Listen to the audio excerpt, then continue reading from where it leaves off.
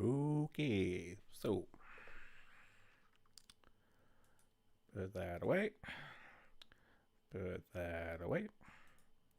Open up that. Nope.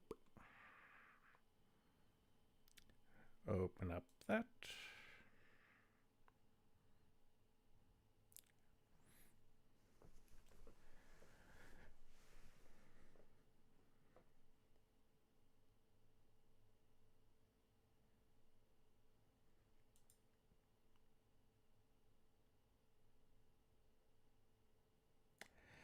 Okay, looks like there's still a lag issue. Noticeable one.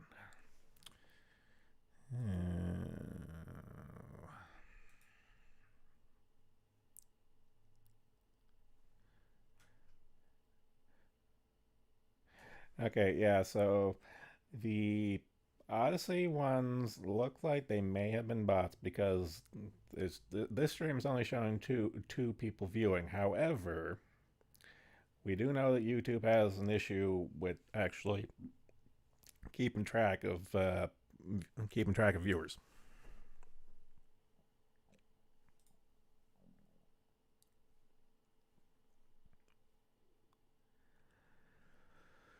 Hmm.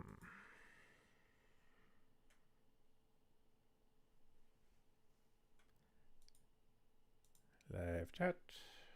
Live chat.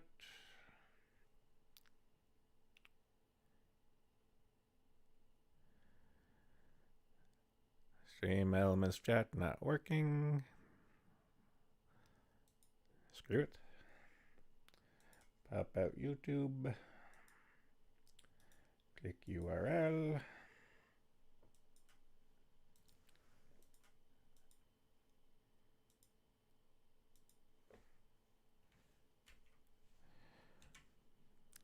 Doing this the old fashioned way. Properties. Paste. Okay.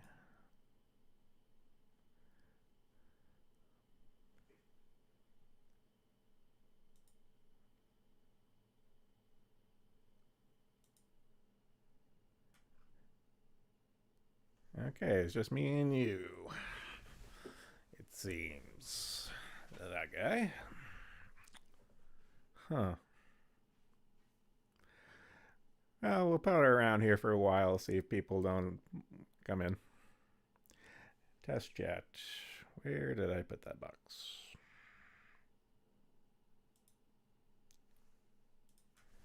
Input test.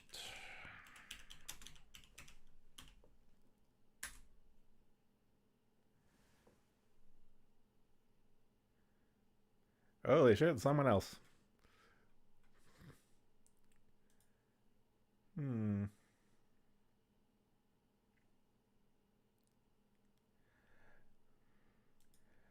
Still puttering around 20. I was pushing more 40 last time, so I guess marked improvement? Question mark.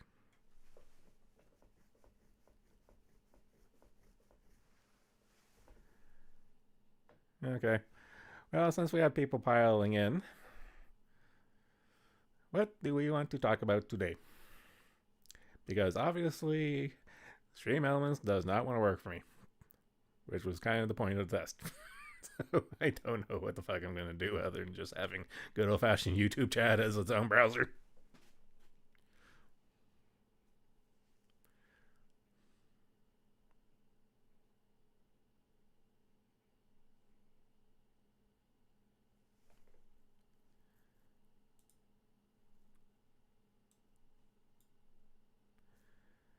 Doop, doop, doop, doop, doop.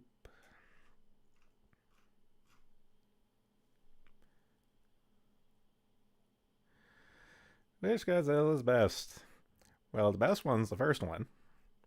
My favorite is, 84. And everything else kind of drops off a cliff after that. Okay, here's the thing. Okay, here's the thing with Godzilla series as a whole. It's the same with any series. The first one is its own thing. Like if a movie is done well, it is a standalone its own thing. But if it ever becomes a series, the best way of discourse is to just treat the original as its own thing, separate from everything else, and just hammer out, okay, what's the second best or your personal favorite after the we won't touch this is the best. Who will win a fight between me and Paul Bunyan? Well, probably Paul Bunyan because he has the ox. And I don't know about you, but giant blue ox will scare the crap out of me because moose are bad enough. Actually, okay, okay. Here's a fun little geology story time. So my first job out in the field, there was this really kind of out of the way. The property was like well out of northwestern Ontario, and it was like hours and hours and hours of out of Thunder Bay, and this was the middle of nowhere. The only thing that was there was like a little tiny native reserve, and then the property was like 2 hours away from even that. So before I got there, the property had already been prepped. That is to say, they hired a bunch of locals to cut out like lines in the grid. So actually, I actually prepared for something like this. I can open up Paint. Paint. Where are you? Okay. Flashbang for everyone who's actually looking at the screen. Okay, so uh, when you're doing exploration of any kind, you kind of want to be systematic about it. So usually you want to make yourself like a grid. Like say you will have like a I don't know why I'm free drawing that. Line size huge. Okay, so say you want to do exploration on the surface. So like in the forest or a bush or whatever. You're gonna want yourself a baseline. Now this baseline could be just drawn randomly, but more often than not, what a lot of places will do is that they'll contract out geophysicists and they'll do their mumbo jumbo number magic to figure out maybe where like an ore deposit would be or like an oil deposit or something. Like I don't know, it's all math stuff. Like I'm a bottom of the barrel geologist. I hated geophysics with a passion because it's just like little squiggly lines in the paper. You have to kind of squint like a magic eye poster kind of thing, and I could not stand it. All that stuff. I'd rather just hold a rock in my hand, smash it, and send it to the lab. That's kind of more my speed. So so you're developing a property. You call the geophysicist. They run their numbers and they give you their like maps. So a magnetic map or like electronic resistivity map or stuff like that. And where does Patrick come in? Now I'm on a geology tangent. We're moving away from Godzilla. Okay, so you establish your property. You have a rough idea what you want to do. You set your baseline, and then you'll have lines perpendicular to your baseline. I'm just freehanding it. Okay, whatever. Okay, so after after geophysics is done and the lines are cut. Uh, you have several options for what you want to do. So what I ended up doing for my first job is that I had to map everything out. So I had to walk all those lines. These are like hundreds of feet, like hundreds of feet apart. Like this is like overall, it's like maybe like I don't know, 7 kilometers, 10 miles, or I don't know whatever that works out to. It's a long ass walk. It'll take me a good chunk of the day to walk the main line, but then you're also doing all these other lines, like like one day will be like get to here, do this line, and you're not just walking along this like all the trees are cut and the stumps are kind of removed and stuff, but you're not just like walking hunky dory along that line. You're also you know, where you can trudge into the bush and look for outcrops. Let's see, where's it at? Dot, dot, dot. You know, you'll walk along the line and then you'll be like, finding out, Jesus, that's fucking tiny.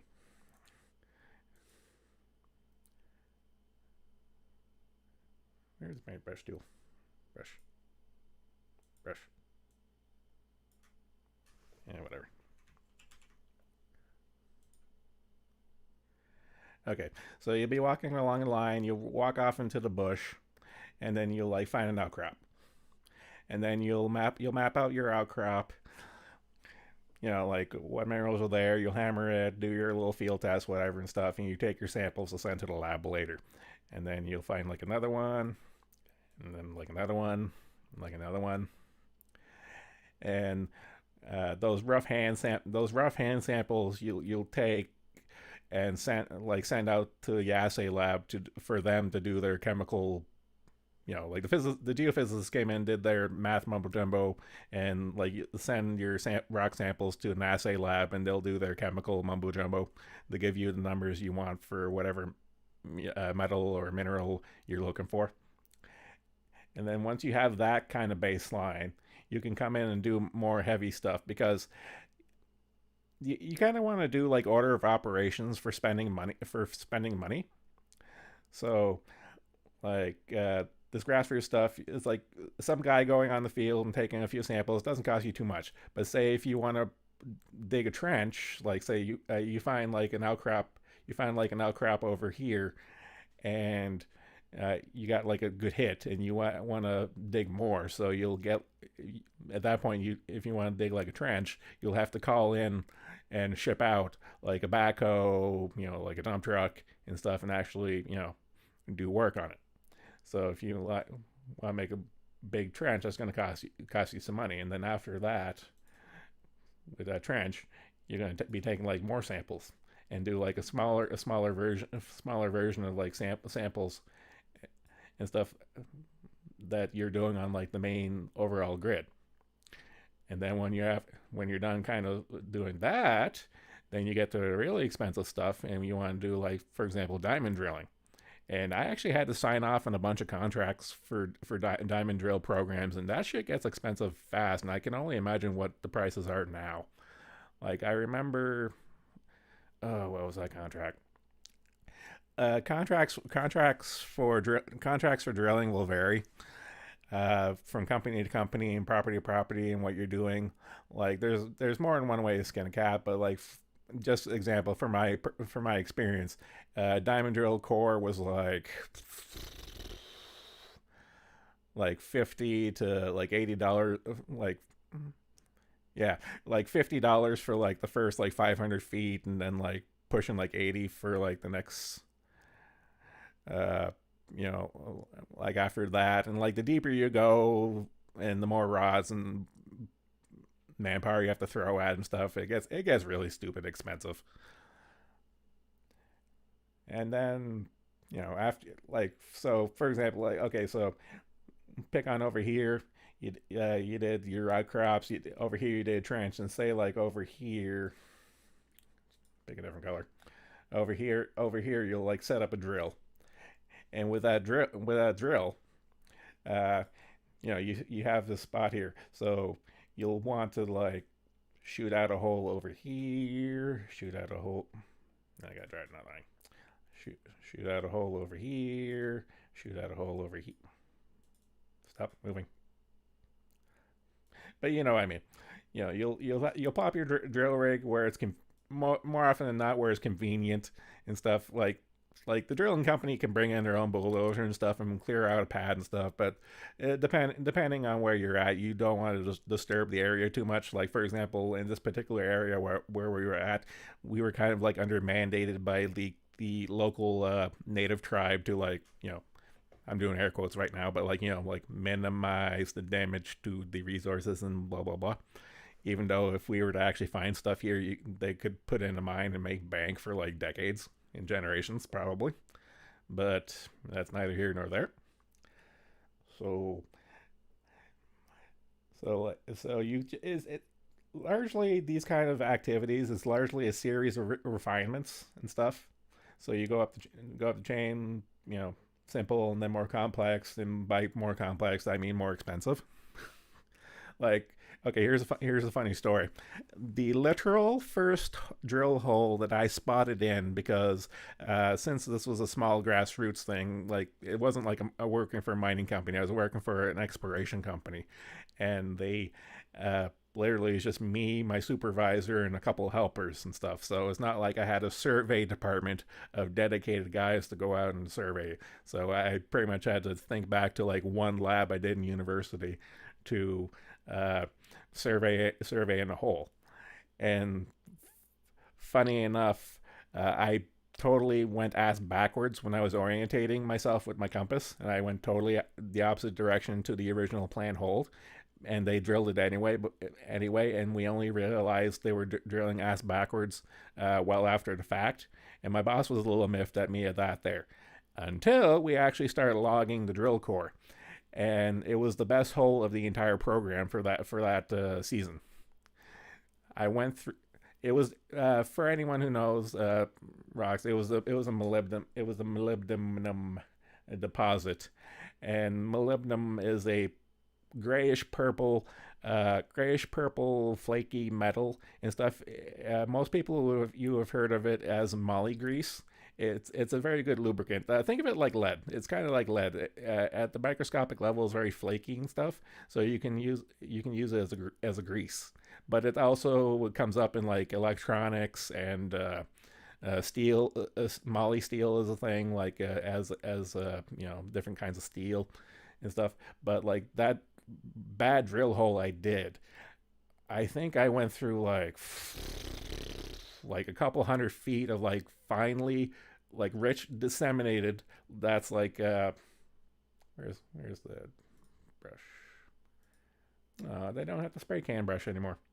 Uh, Disseminated is the mineral is spread out very evenly, like like a can of spray paint. Just picture a can of spray paint on a rock, and it's like very disseminated all through. So there was like hundreds of feet of that, and there was also like a bunch of veins that were like between 5 and like 15 feet wide veins. That shit's like huge. So like it was the best hole of the season. My boss was like, "All right, I don't want you to fuck up laying out another drill hole, but the one you did fuck up, good job.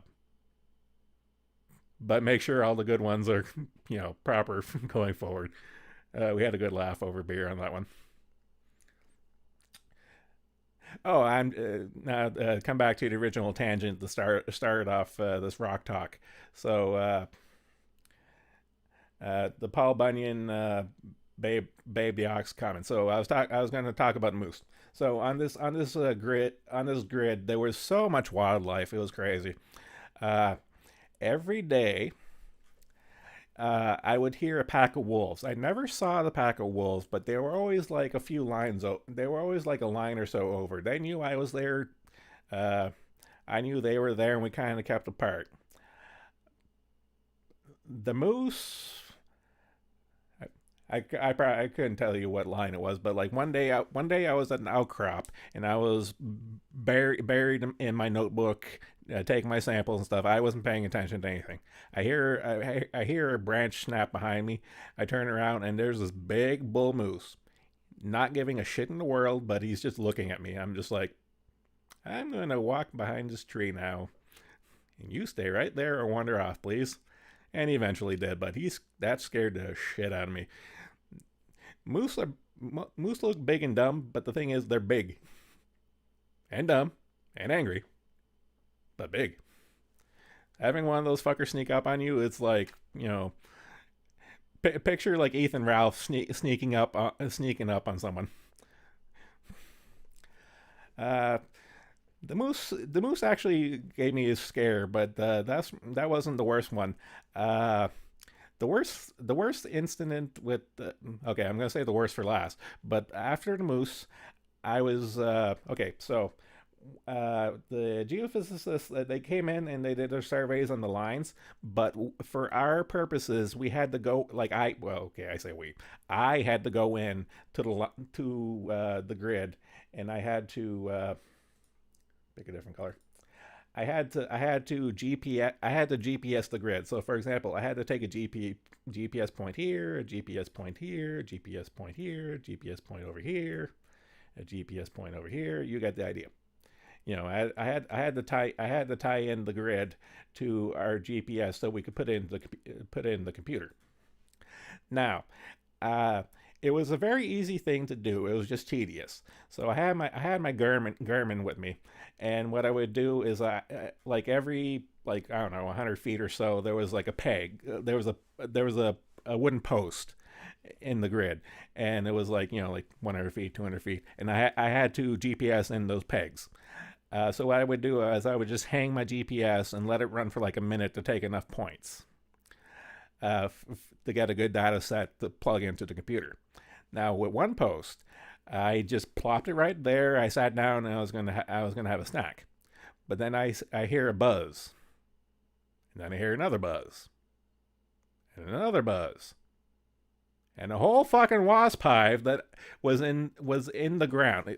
Like this wasp hive, like there are varieties of wasps that live in the ground, and it just so happened to, they put like the survey, like the line cutters, they put in the peg for that particular mark into a wasp hive, and then I come bumbling along and then jostle the stick that's plugged into the hive, and then they all come out, and I'm just like, you know what? I'll take half number of points, grab my thing, and fucked off running to the next uh, stake I had to GPS in.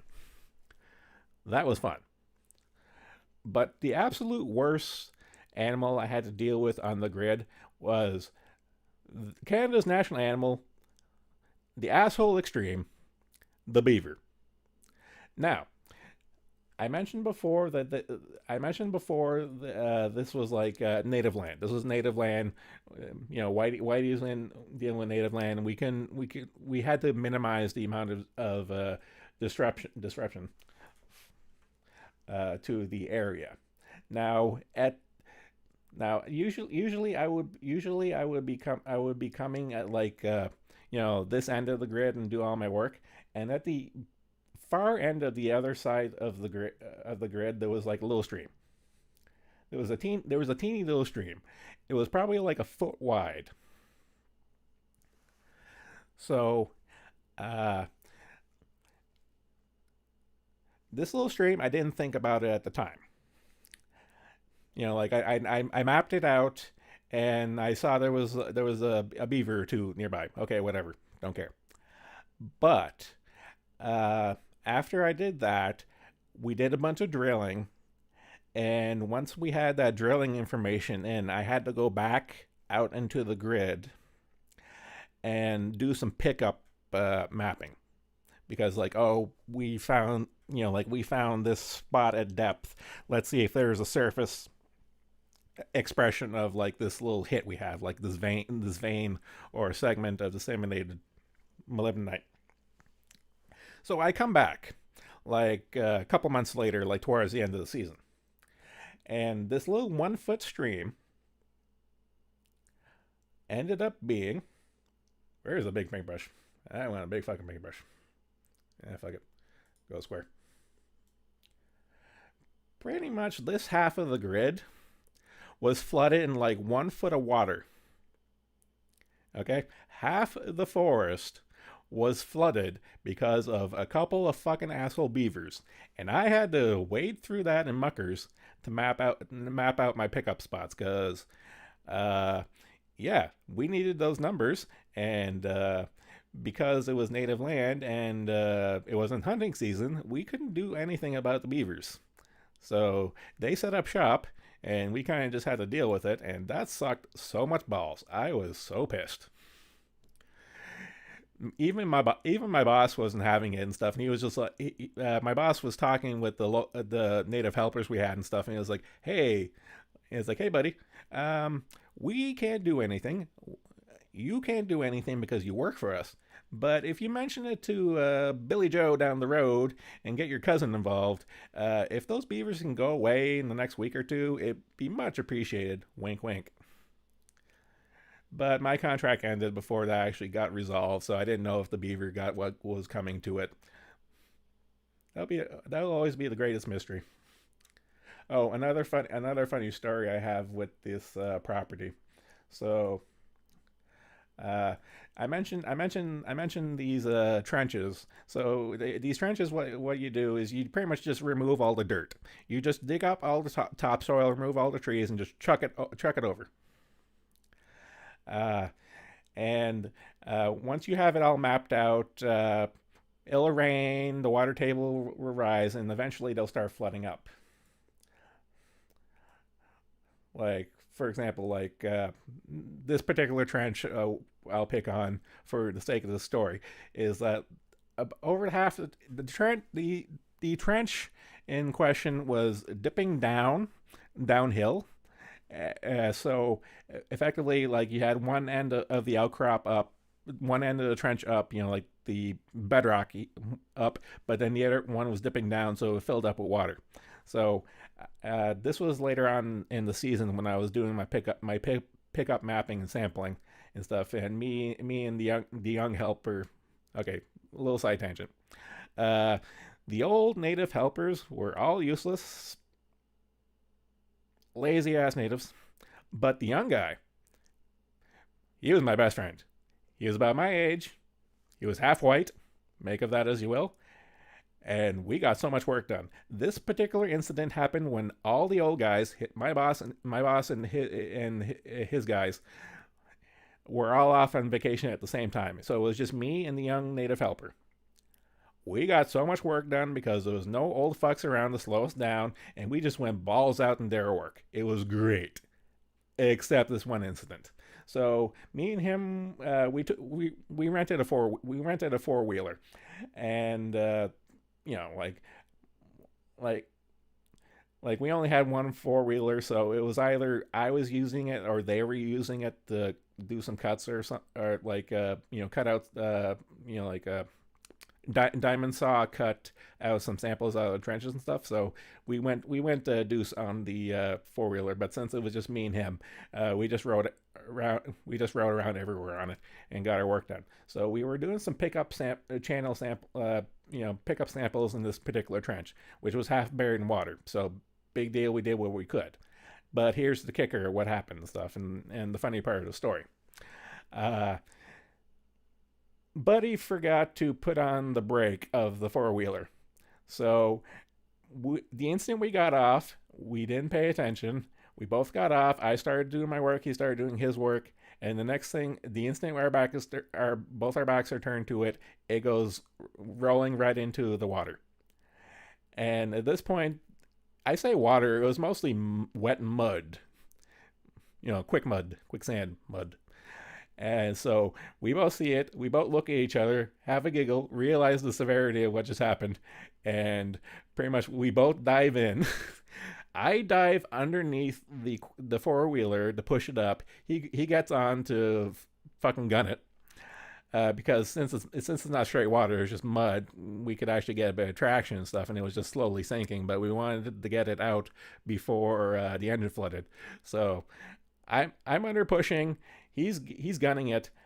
I'm getting face full of mud and stuff, and like wheels right in front of my face. So I'm just like huffing and puffing and heaving and stuff. And we got it out. And my buddy, he was doing a little. It was like once he got out onto like solid ground, he was like, "Yeah, fuck yeah, we did it." It's like I was like, it's like, "Hey, buddy."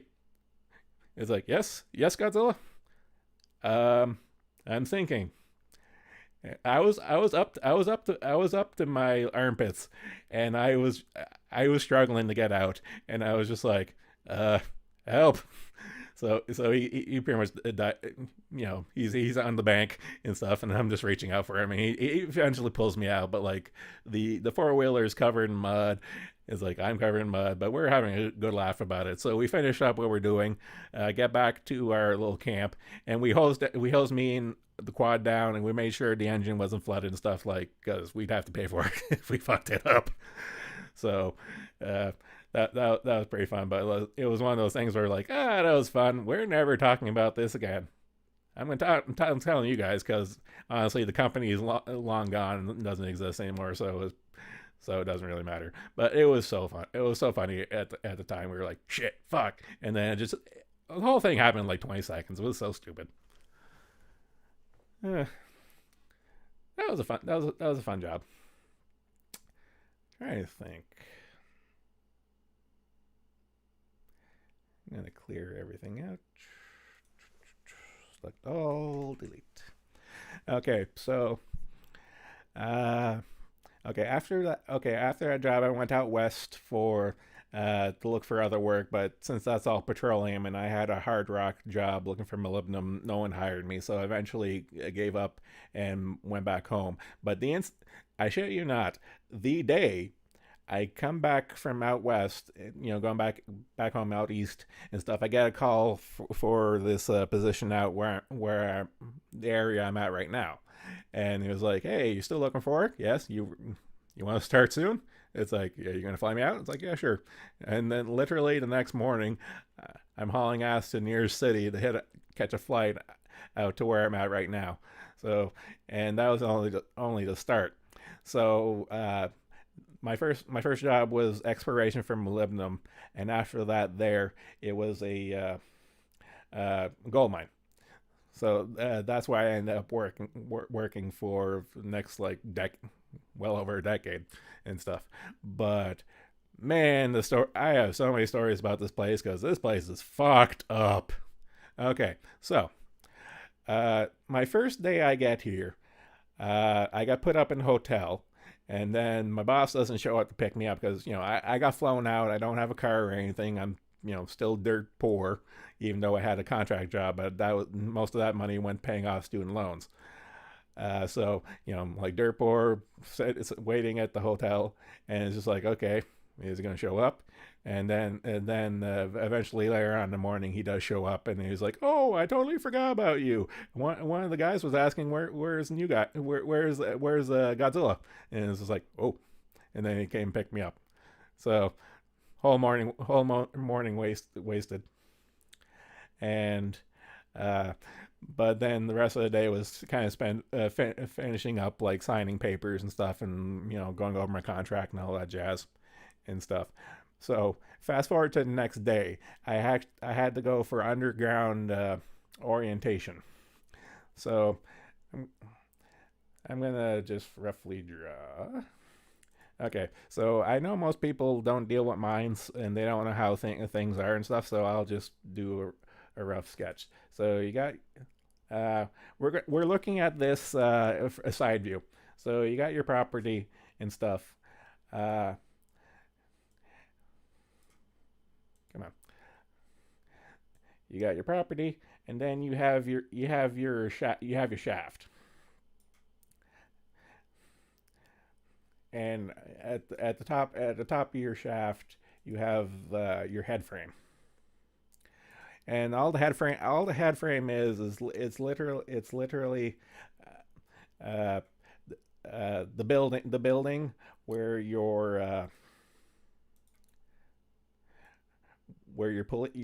pulley goes to, so that you can send down the your elevator. They got, Proctor would like this. It's called a lift, but we all call it the elevator, or whatever. But so I'm going underground to get orientated and get signed off on all these modules. So my first day of the job, I'm halfway across the country. I don't know anyone and stuff. So I go for my orientation. Everything is fine. But at the end of the day, when I go back to the hotel, I come down with the worst head cold. Like ear infection, eye infection, throat infection. I am praying for death. And I'm like, I'm on day two. I can't take this time off. So what I do is literally that evening, the hotel was literally walking distance from the local hospital. So I go to the hospital. I go to emerge, and I see the doctor. I'm like, Doc, I am sick as a dog. I need hardcore antibiotics. He's like, okay. He hands me the prescription. Now, a little backstory. Before I went into geology, I was originally going to go for a biochem degree. So I know a prescription when I see one. So he hands me a prescription, and I'm thinking, okay, I'm getting my prescription for antibiotics to deal with all these infections I have now. But then I look at the prescription, and I'm like, this is not antibiotics. This is morphine. And I was totally out of it at this point, so I didn't put two and two together. But he went white as a sheet, and he was like, "Oh, I miswrote that. Here's your prescription, sir. Have a nice day." And then I take the proper antibiotic prescription, and I go get my antibiotics, and get better. But then after the fog clears of my fever delirium, uh, I realized, wait a second, he tried pushing drugs on me. This is probably something I'm going to be dealing with for the next little while. And here's a fun little fact. If you're a commodity-based small rural place, like for example a mining town or a logging town or a fishing town, you're going to have a drug problem. And this was well before the fentanyl epidemic really started. This was just run of the mill, people getting hooked on like the good old fashioned morphine before the fentanyl started working around the system. But that was actually my first kind of like exposure to the problem. Like I'm from out east, and all we have out east is weed, and more weed. We're a major importer, exporter, and trafficker of weed out east, and this was before it got legalized in Canada. So I was kind of familiar with that, but then I come out to a mining town, and then it's just straight hardcore narcotics. No ifs, ands, buts, Scarface level shit. Here's another story with narcotics. So I trained a lot of helpers at this job. Like I got trained the modules for underground, but mostly what I did is that I was way over here in the core shack. So all the drilling I mentioned in the previous property, that was at surface. This was underground drilling. Same thing, and I'm still logging the core, adding it to our system and stuff. So I was always in the core shack, and this was a big core shack. It was an actual proper mine site, so it was a high turnover rate for work to do. And if there's a high turnover rate of work to do, there's also a high turnover rate of employees. So I trained a lot of helpers, to help move the core, cut the core, help me with this and that. These kind of jobs, you have like the tech guy doing the tech stuff, and you have like your helpers. That's just how it is. So I remember we had this one helper. He was an okay kid, good and stuff. But he was Pippa will mention this once in a while and jokingly, he was a nepotism hire. This guy was literally a nepotism hire. This guy was like the son-in-law of like the core shack supervisor, and he could do no wrong. Oh boy, he could do no wrong. Up until he got caught with coke on property. He got his ass through the door so fast it spun. And it was like, hey, you're not getting protected by your stepdad anymore. I like you as a person, but that was a bad call. Oh god, there's so many fucking characters in this thing. Uh, okay, here's another guy. There was this other guy. This guy was a geologist, and I had to train him up. Like I trained a lot of geologists and stuff to do the work, and this guy lied, straight up lied on his resume. He didn't know jack shit. He was a bullshit artist through and through. And uh, unfortunately, HR didn't catch that. And by the time we caught that, he was past his probation period. So we didn't exactly have a quote unquote justifiable reason for shit canning him, even though we couldn't prove that he lied on his resume, but we knew it because he didn't know jack shit. Now here's the perfect example. This is a gold mine. We are looking for gold. If we take samples to send out to the lab, it needs to be clean. Now, if you have a piece of rock with gold in it and you're sending it to get assayed for gold, you do not want to have gold on you. If you have gold on you, for example, gold jewelry as a necklace, or in his case, a gold ring to which he was holding the core, would taint the sample. Uh, I don't know how many people are old enough to remember this, but in the 90s there was a scandal called Bre-X. Bre-X was this Canadian company that operated a mine site in the Philippines. What they did is that they salted the samples. That is to say, they added gold dust and rubbed gold all over the samples that went to the lab. And whoa, lo and behold, our samples are world class. You should invest in us. So their stock price went up. The con ran out when they got found out, and people lost billions, billions of dollars. And that was what caused the Mining Act to get reenacted in Canada. So now I have to deal with being a PGO. America has PGOs too, and there's other PGOs around the world.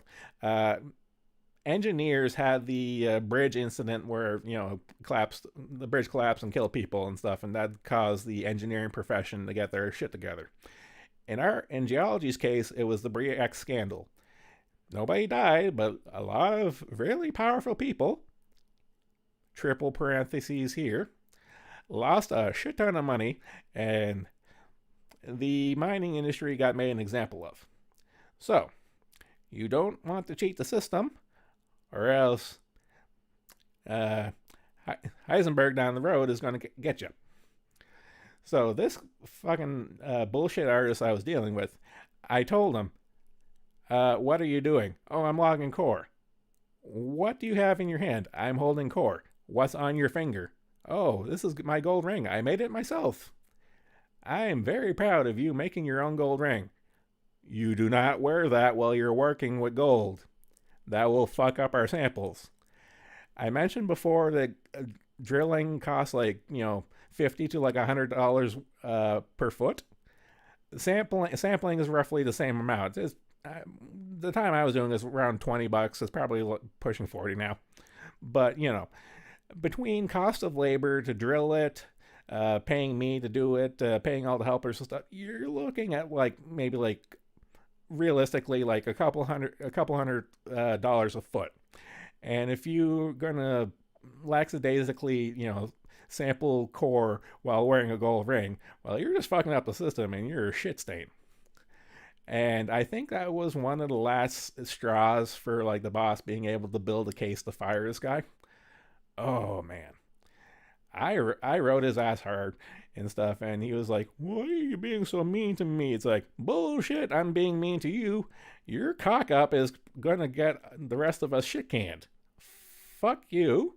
I'm not losing my job. Oh, speaking of another story of losing my job. So,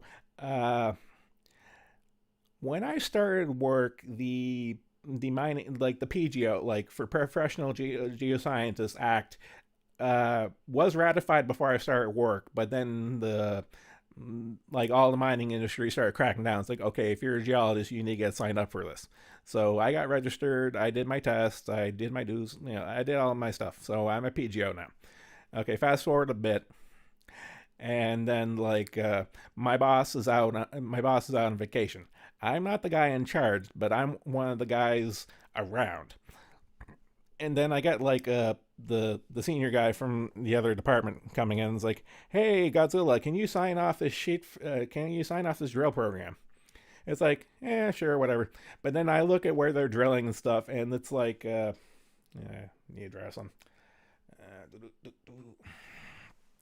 Control A, delete. Okay, so we're going to be looking at this at side view. Okay, so you have God damn it. Square. Thick. Okay. Level 1. This is oversimplification. Level 1, level 2, level 3. Okay, so how to explain this? Okay, so here's a good way to explain. Okay, so what he wanted to do was he wanted to set up like a drill here, and he wanted to do some drilling out over here, which is fine and stuff, because like say like there's nothing out here, so fine, you can drill, but then you start getting down here, and that is a problem. That is a problem. So uh, when you're drilling rock, your drill bit and rods don't go in a straight line. They'll drift. It doesn't seem intuitive, but it does. You have to think of diamond drilling like you're poking a hole in sand with a bendy straw.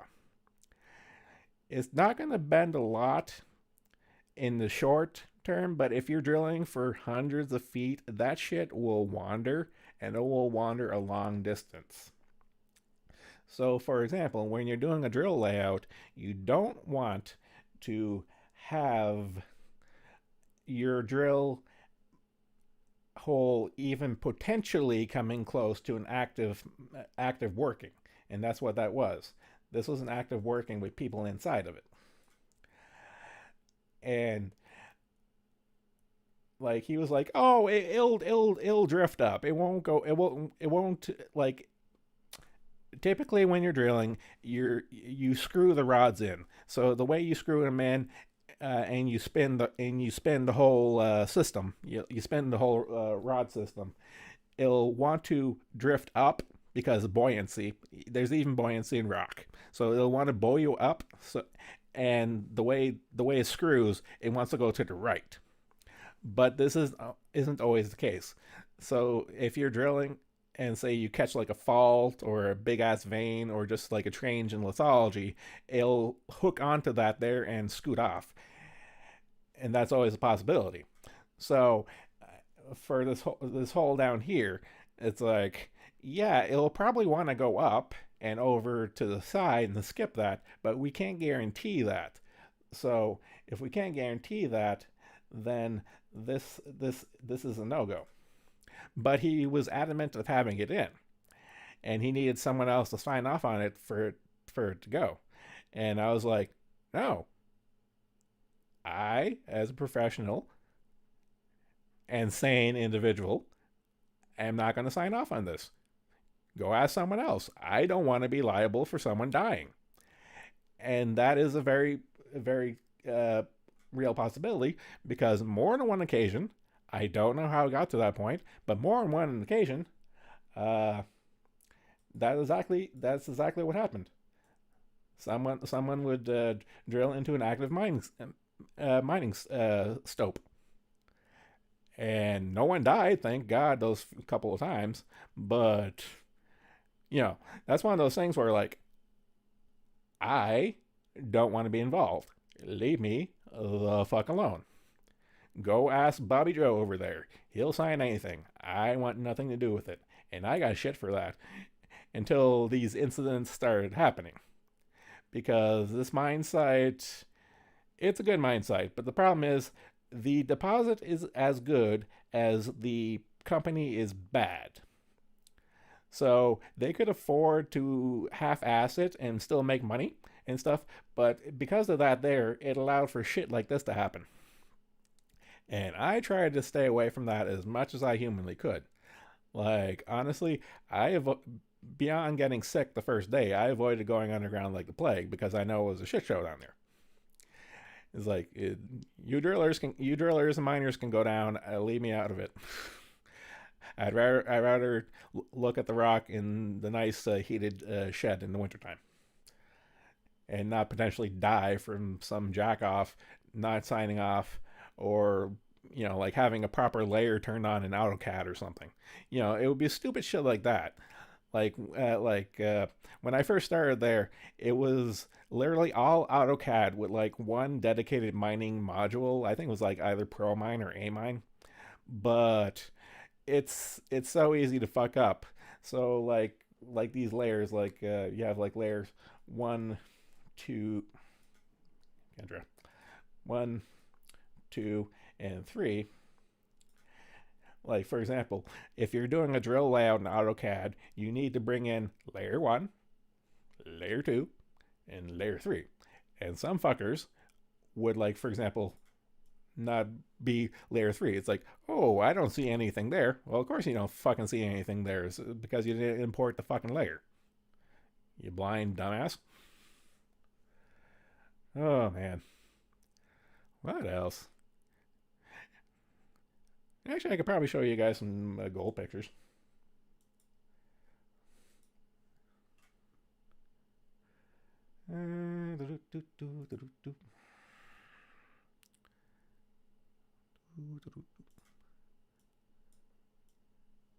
I wonder if I can just drag pictures over. Okay, pictures, geology, drill core. Here's a good one. Oh shit, that's huge. Transform. Fit the screen. Okay, so when I talk about drill core, so this is like the good shit.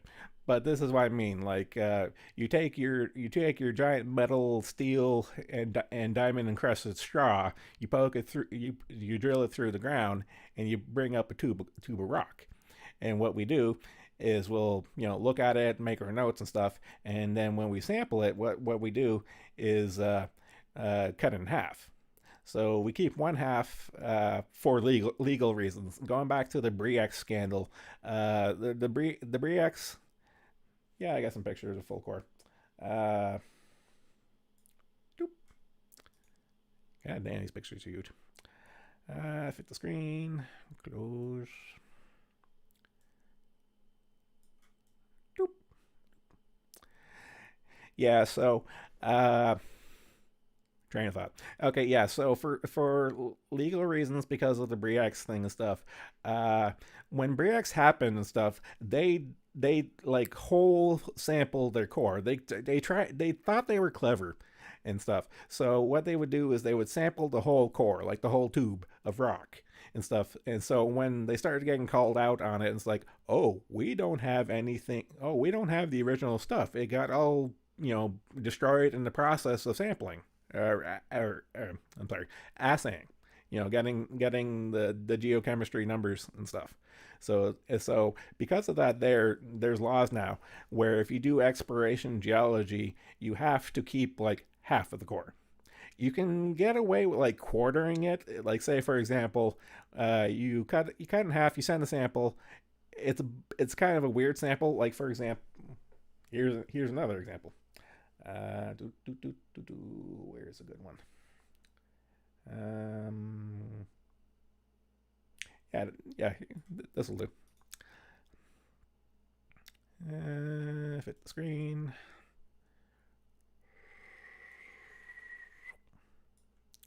Okay, so here's an example why you might want to take like a a second sample. You want to take a second assay. So uh, this is like a nugget of gold in the quartz vein. But here's the problem. There's a philosophy. There's a oh I'm going to finish my thought and then I'll get back to the size thing. Uh, okay, so there's a no codified way of sampling stuff. It's kind of like best practice and make do with what you got. But here is a prime example problem. Say you have this vein of quartz and you have this nugget of gold. Okay, you cut the core in half, like what we have up here. You cut in half, but which half? Like you see the gold. Like this is an ethical philosophy problem. You see the gold, you know it's there, but you have to cut it in half. Do you cut it down the middle of the gold? Do you cut it down the middle of like the vein? What do you do? And honestly, this may sound stupid, But the most ethical way to do it is that you have to do it blind. So, for example, I know the core. I know the gold. The gold nugget is the vein is in that vein. I'm not going to tell the core cutter it's there. He's going to see it because, like, this is a really good ass sample. He'll see it. But the practice is you cut the core blind. Well, not literally blind, but you cut it in half. Don't even think of what's there, and you send one half. You don't think about which half you send. If you have a process of always sending quote unquote the left half, you always send the left half. If you go, whatever you do, whatever your normal thing is, you don't make a special exception for something you see here. Now this is where the sampling problem comes in. So we know the gold is there. We send in the one that doesn't have the gold, but we know the gold is there, and we would like a number. So so like in this case, it's really muddy and stuff. But like for example, do I have a better one? And to explain the concept, it's easy. So let's say, for example, we send half a core, and we get an assay, and it comes back okay, but we think it could be better or it could be worse. So we want to double check. So if we double check it, we'll cut this half core into a quarter, and send the other quarter. But at the bare minimum, we need something on file. This is literally a rock file. So you need it on file for legal reasons to show the auditors that you're not screwing over your investors. Oh, it's such a pain in the ass to deal with some of this stuff. So okay, going with the core. Uh, how do I get rid of this? Yeah, just turn them off. Okay, so going back to core size, I do have pictures. There are many different sizes of core. I swear to God, I have a picture specifically for this. Do I have it in my documents? Yes, I think I have it in documents. Statement of record, notes. Q series. This is probably it.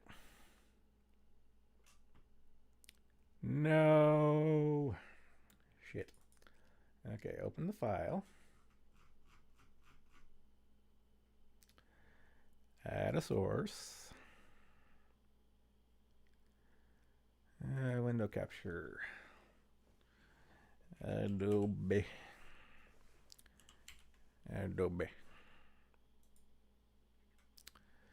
Acrobat Raider. Okay, transform. Fit to screen.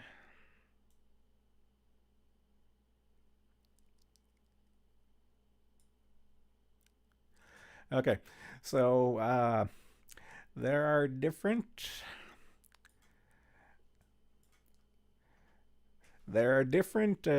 sizes of core. It depends on what you want to do. There are also different series. The only series I've ever really dealt with is the Q series. This is the Q series. I forget which company, either mining company or drilling company, developed it, but this is the Q series, and it goes from smallest to biggest. I log. Let's see, what did I log? I logged AQ core, and this is in millimeters, so 5 centimeters. So okay, so AQ core is about 2 inches in diameter. You get bigger. BQ was like 2.5, 3 ish. Actually, AQ is more like an inch and a half, or whatever and stuff. So the bigger the series, it gets really big really fast. The system, the biggest one I've had to deal with was HQ. Uh, Mostly what we drilled. I bounced around departments quite a bit and stuff. And in the production department, which was like before it's mined, uh, it was kind of like you have to get it quick and done. So you did with smaller stuff just to get your numbers. So we did with AQ and TK core. With exploration, we dealt with bigger core. The main core we drilled for exploration was BQ core, and so that's like couple 2.5 inch core. And I could probably show you guys core boxes too, just to give a little context of how much rock we're dealing with. Core box.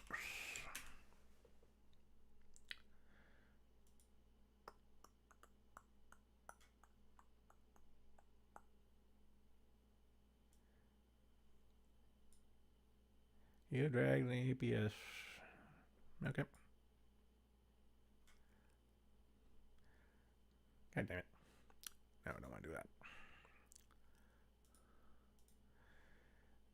Okay, so try this again. Open up the picture. Drag picture. Yeah, there we go. Oh, come back.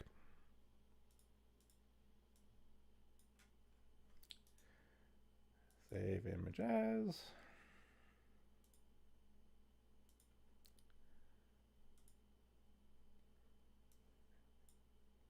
Okay, finally. Okay.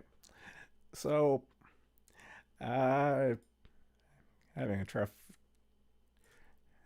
Okay. So, I dealt mostly with AQ and BQ. I did some NQ, which is a diameter of like, you know, millimeters. So that's like,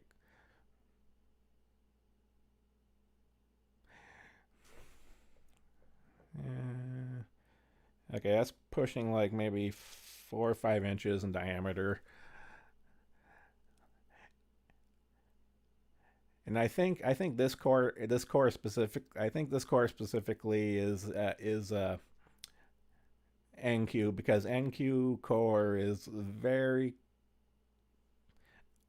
common for the drill size for most mining operations. And I remember one time, actually more than one time, I had to log HQ. And HQ,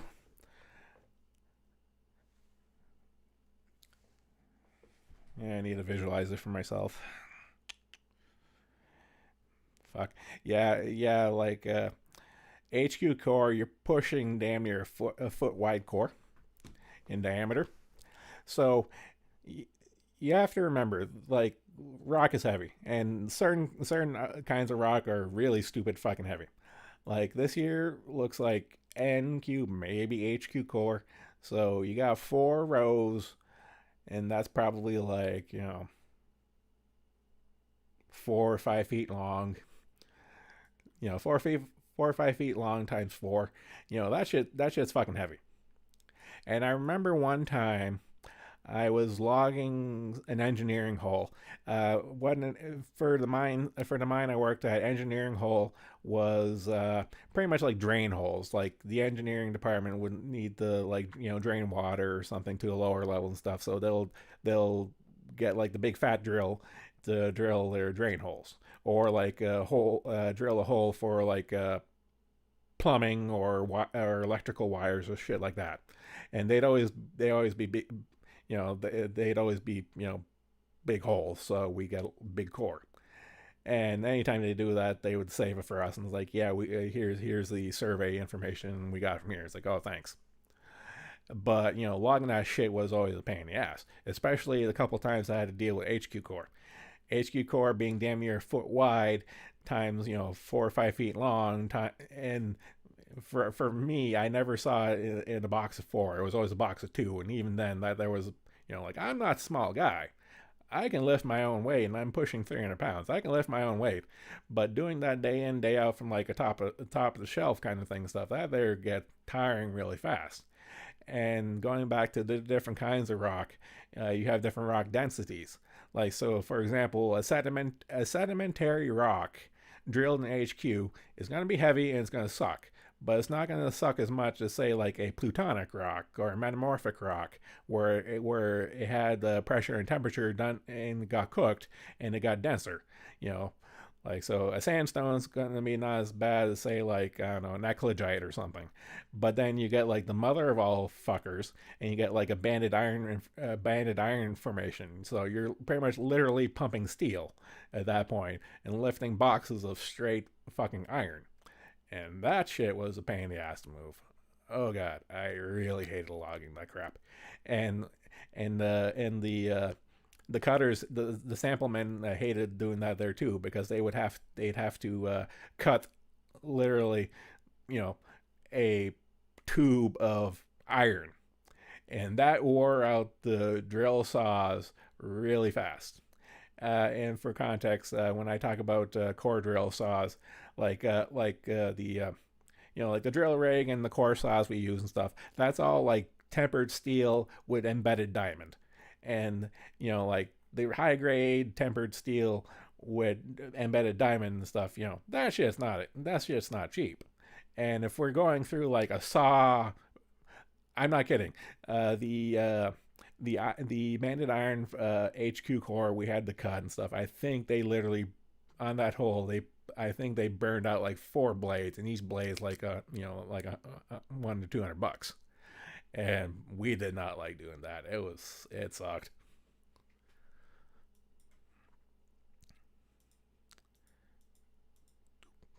Doop. Uh, I think what else?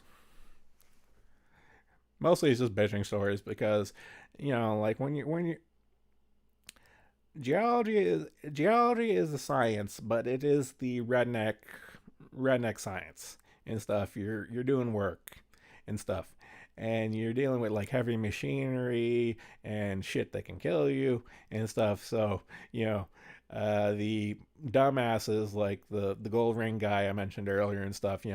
People like that don't last too long because they're fucking idiots and stuff. And I saw and tried to train a fuck ton of idiots. Don't get me wrong, there were some good people too.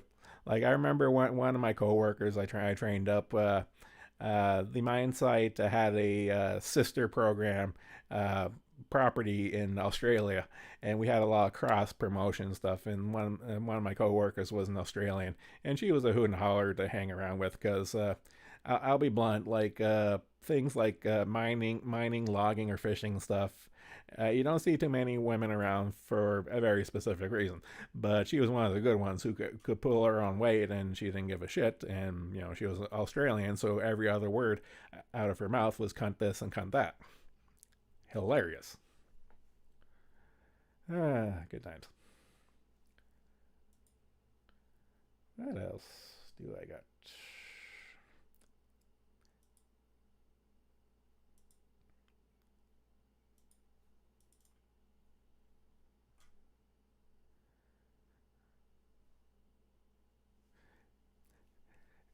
Oh, funny story with our cross promotion with the Australian property. So their supervisor, manager, whatever, he came over first to like get introduced and get used to the place, and it was kind of funny because it was his first time in Canada, and she was already married.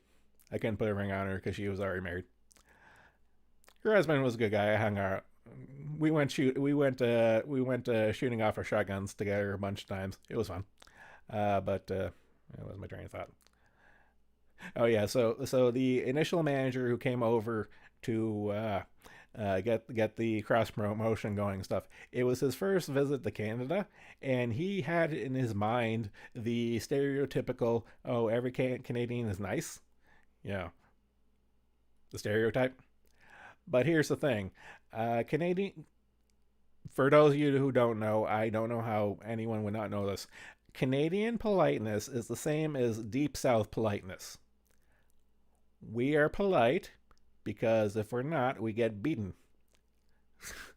So when we're older and stuff, we are still polite, but we could be, polite through our teeth and saying like, "Oh, bless his soul. I'm gonna punch his throat in." That kind of politeness and stuff.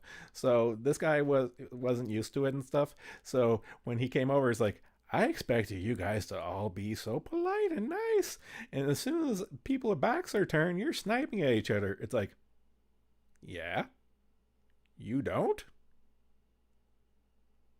pansy. Oh, it was so fun.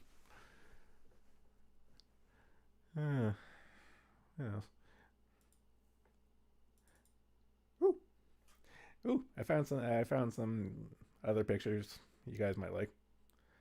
Okay, so I gotta explain this. Uh, has anyone heard of the Nika Nisia Nike? Shit, I gotta fucking type this out. Firefox.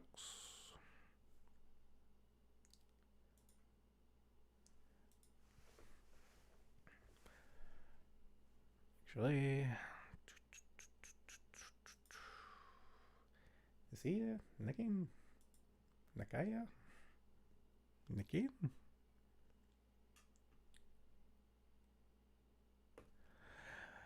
Oh yeah. Where I'm at, we get like fuck. I don't even know how many meters of snow we get.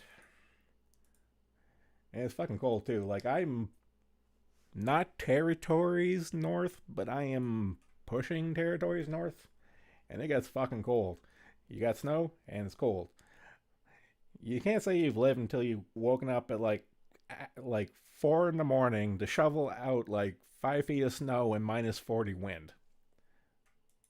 That's fun. What was I doing? Okay, yeah.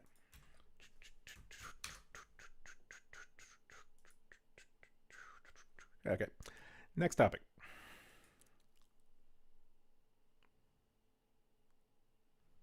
Why aren't you showing? Oh, wrong window.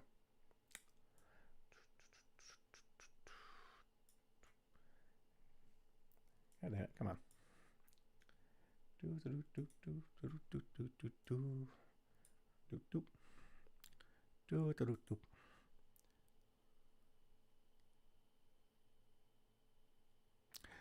Okay, so I never had the opportunity to go, but nice Nika. It's a Mexican word, Spanish. Nika, Nikia, Nika, whatever. Okay, so there's this gypsum mine in was it Sonora? No, Chihuahua. So there's this gypsum property in Chihuahua, Mexico, where you got like huge, and I mean fucking huge, gypsum crystals. Yeah, man. Where are you?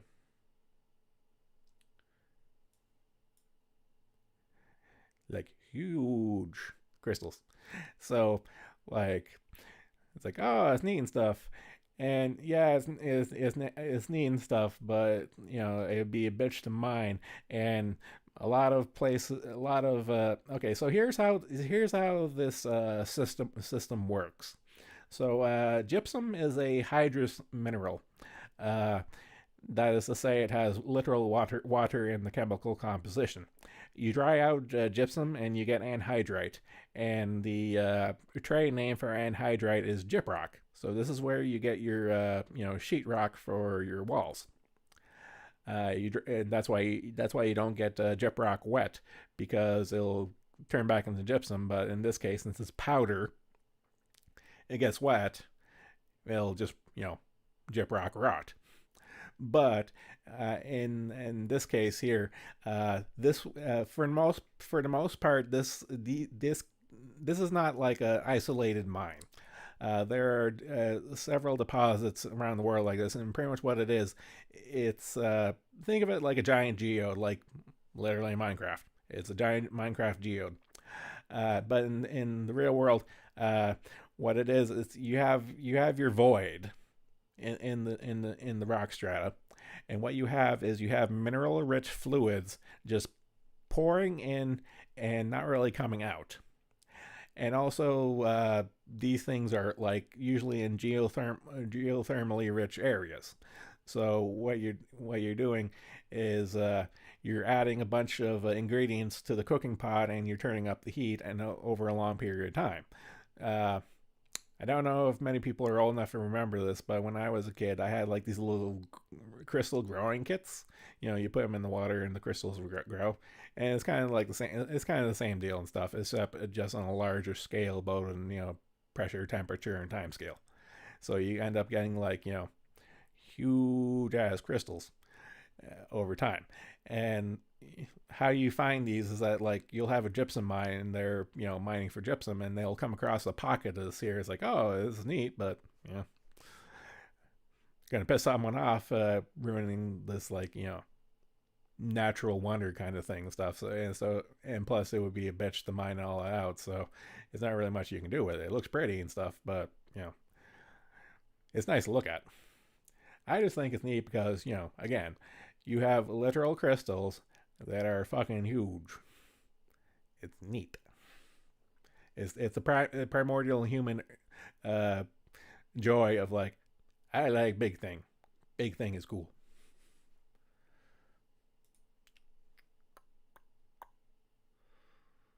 Hmm. Don't know what to say. I've added so many sources from just clicking and dragging. Oh my god, my screen is so full of crap. Hmm. I don't know. I think I've exhausted most of my fun stories and Roxburging.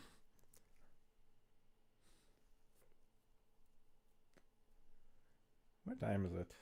Oh my god, that was 11. Yeah, Greg liked Big Shiny Rock, especially Big Shiny Rock that makes money.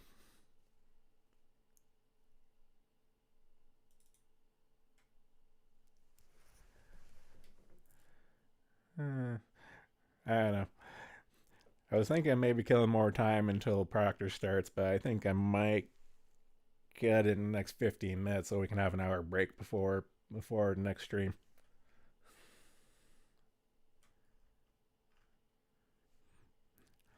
Hmm. Uh,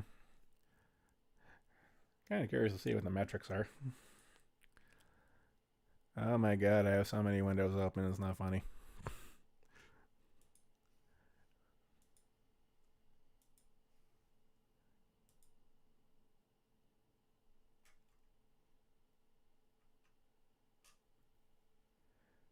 Okay. Stream timer says 81 minutes. Didn't feel like that long.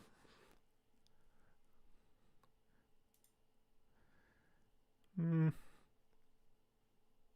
Yeah. Okay. So, a bit of a survey. So, how was audio and my general faffing about on this? Like, were audio levels good? I know we had like stream delays, but it's not too much I can do about that.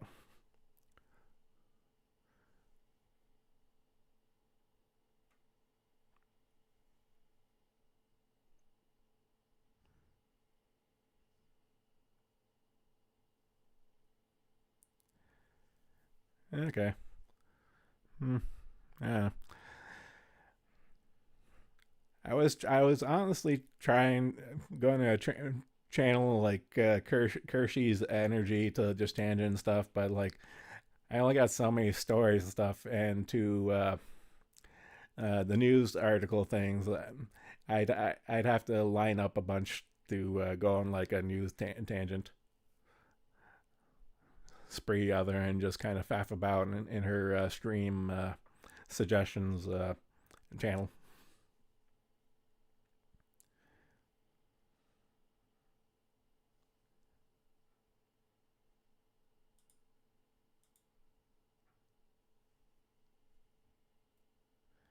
Hmm.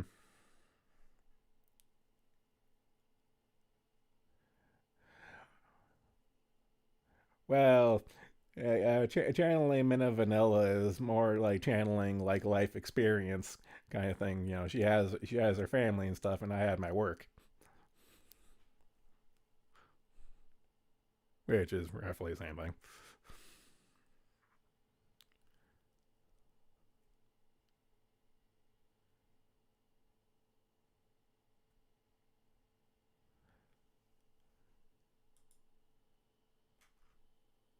Hmm. Yeah, I'm just kind of thinking. I'm thinking about the topics and how I presented them going through it uh, on YouTube because the initial reason why I wanted to at least start maybe an Odyssey is because YouTube I need my filter. Like when I'm on Proctor Stream, I do have the filter firmly put on because YouTube as a platform. That's why I wanted to try Odyssey. But what the lag on Odyssey, that was just unbearable. Maybe someday I can go full Alex Jones, but now doesn't seem to be the time. And if I do this again, I'm gonna have to figure out what I want to talk about because I don't know if I'm brave enough to drag people into the call like what Proctor has done on his last couple streams.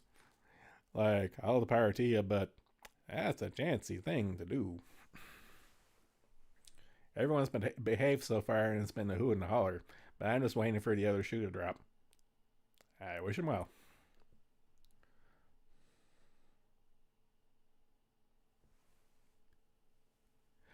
Yeah, I'm gonna have to. Yeah, I'm literally making a note of that right now. It's the stream delay settings, and I think it's between. I think it's mostly OBS question mark, but there must be some geo cracking hand cam. No, no, no, no, no.